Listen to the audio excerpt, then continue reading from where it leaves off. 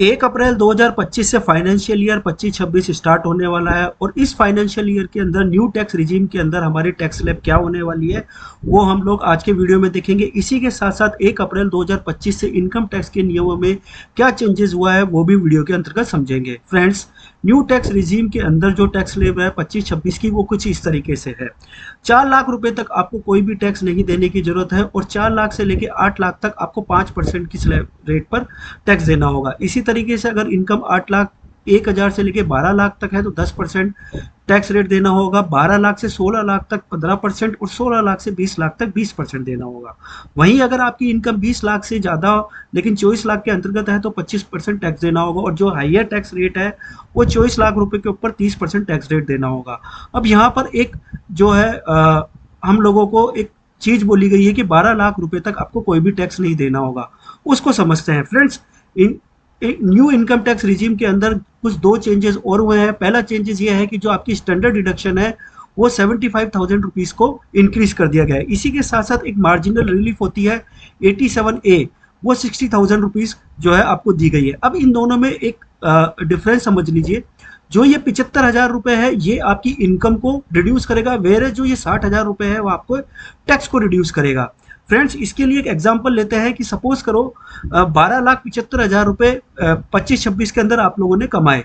Friends, अब जो standard deduction 75,000 rupees है ये आपकी इनकम को रिड्यूस करेगा जो कि आपकी 12 लाख रुपए आएगी। अब 12 लाख रुपए पर जो टैक्स स्लैब है उसके अकॉर्डिंगली आपका जो टैक्स बनेगा 4 लाख से 8 लाख के बीच में 5% 20,000 रुपए और 8 लाख से 12 लाख के बीच में 10% 40,000, मतलब कि ये 60,000 बना। मैंने जैसे बताया कि 87A की रिबेट जो है वो आपके टैक्स को रिड्यूस करेगी। तो यहाँ पर जो आपका टैक्स बना 60,000 रुपए वो इस 87A के अंतर्गत आने पर आपको छूट मिल जाएगी, मतलब कि 12 लाख रुपए तक की इनकम पर आपको कोई भी टैक्स नहीं देना होगा। लेकिन फ्रेंड्स, अगर आपकी इनकम 12,76,000 रुपए हो गई और ये जो नेट इनकम आफ्टर डिडक्शन 12,01,000 आया तो ध्यान रखिए कि आपको 87A की रिबेट नहीं मिलेगी और आपको पूरा का पूरा जो भी आपका टैक्स बन रहा है वो देना पड़ेगा। तो 87A की रिबेट के लिए जो इनकम है वो 12,75,000 रुपए होनी चाहिए, तभी आपको जो है इसका बेनिफिट मिलेगा। अब दूसरी बात करते हैं इनकम टैक्स के नए प्रोविजन के अंदर। फ्रेंड्स, इनकम टैक्स के नए प्रोविजन के अंदर जो पहले हायर TDS TCS रेट हम डिडक्ट करते थे उसमें एक कंडीशन और थी, non filer of ITR। Pan Aadhaar linking नहीं हुआ तो भी हम जैसे 5% है तो 10% हम TDS डिडक्ट करते हैं। सेम अगर SSC ने प्रीवियस ईयर की इनकम टैक्स फाइल नहीं करी है तो भी हायर पे करते थे। 1 अप्रैल 2025 से जो TDS TCS for non filer of higher rate वाली कंडीशन थी वो रिमूव हो गई है, ये आपको ध्यान रखना है।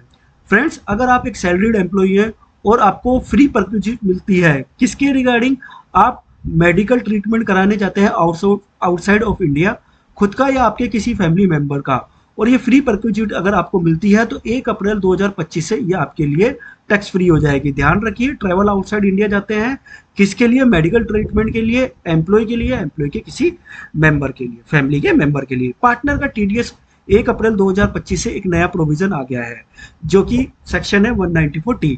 पार्टनर अगर उसको salary, remuneration, commission, bonus, interest on any account एक को मिला के या इन सबको मिला के अगर फाइनेंशियल ईयर के अंदर आपने 20,000 रुपए से ज्यादा का पेमेंट कर दिया है तो आपको 10% TDS डिडक्ट करना होगा।